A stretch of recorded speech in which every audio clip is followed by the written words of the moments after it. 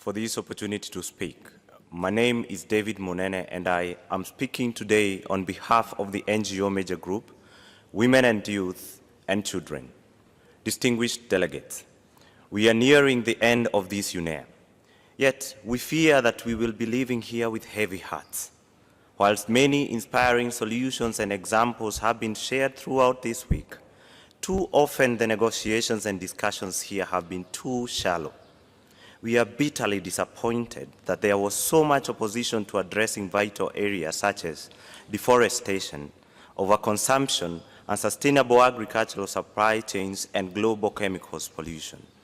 The wording in many resolutions was severely weakened by some of the countries and major commitments dropped. This is a disgrace. The world needs more than empty platitudes and promises of an elusive tomorrow that never comes. In our previous statement, we referred to the wealth of science and data that we have available, telling us that we are at a critical turning point where inaction will lead us to over a cliff edge and beyond a point of no return. Now we have the GEO6 report stating clearly that SDG targets on environment will not be met.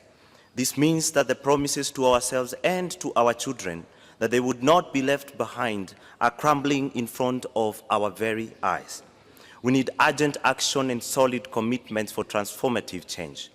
If we are to have any chance of staying within the planetary boundaries, weak language and technical mitigation measures are totally unacceptable.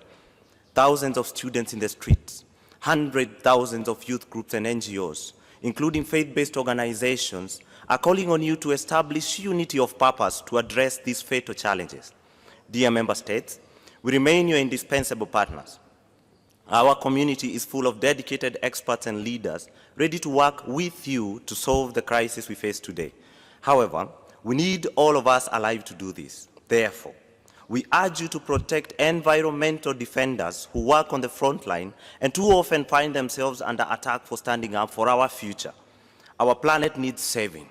Our children, our youth are assets in securing our biodiversity and the entire human race.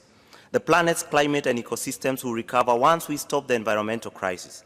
Instead of rushing to untested, unverified, and potentially risky human-controlled solutions like geoengineering, we should be focusing on healing the planet. Dare we not forget this as we all head back to our respective homes and families. We are ready to secure all our futures. We urge Member States to truly open the doors to help us help you help the world. Thank you very much. Merci.